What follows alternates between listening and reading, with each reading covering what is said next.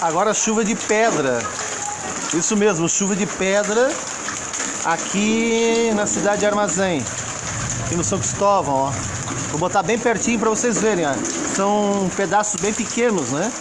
Então na região temos chuva de pedra, né? Olhem bem, pedrinhas pequenas ainda, ao menos até o momento pedras pequenas.